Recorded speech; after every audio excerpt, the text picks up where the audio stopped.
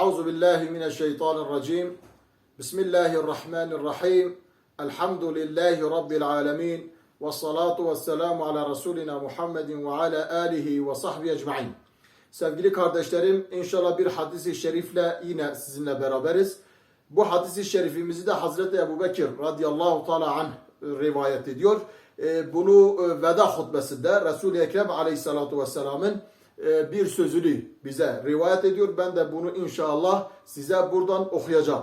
An Ebi Bekir'e radıyallahu teala anhu. Hazreti Ebu Bekir'den rivayet edilmiştir ki fi hadisin tavilin. Uzun bir hadis. Yani o veda hutbesinde uzun bir hadis. Hazreti Ebu Bekir rivayet etmiş. O uzun hadiste Hazreti Ebu Bekir şunu söylüyor.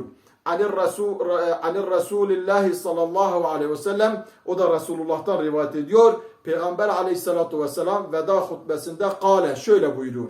Hel bellagtu, ben size tebliğ ettim mi? Resul-i Ekrem aleyhissalatu vesselam 124 bin sahabenin karşısında tebliğinin yaptığını mı yapmadığını mı sahabeye soruyor. Ben size tebliğimi yaptım mı? Ben size bu daveti ulaştırdım mı diye buyuruyor.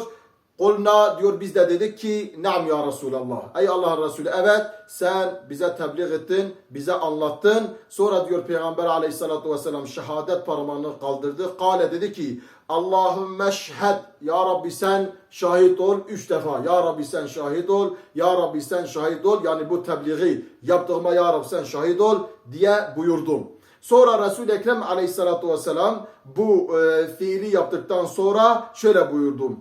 فَلْيُبَلِّغِ şahidul gaybe. Şahit olan kişi hazır olmayana bu tebliği ulaştırsın. Yani bu veda hutbesindeki meseleleri ulaştırsın. Ya da bu hadis-i şerifleri Peygamber aleyhissalatu vesselamın uygulamalarını ulaştırsın. فَاِنَّهُ muhakkak o, yani ulaştırılan kişi Robbe mubelligin yubellighu men huve ev'alehu. Yani o ondan daha iyi anlayabilir. Yani bunun manası şudur ki Peygamber aleyhissalatu vesselamın hadisini Peygamberin huzurunda işitmeyen kişinin rivayet edenden daha iyi anlayıp amel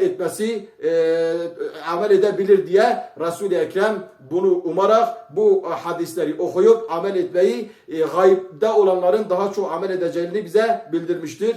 Rabbim hadislerle amel etmeyi, hadisleri hayata geçiren kullarından eylesin. Ve sallallahu ala seyyidina Muhammedin ve ala alihi ve sahbihi ve sellem.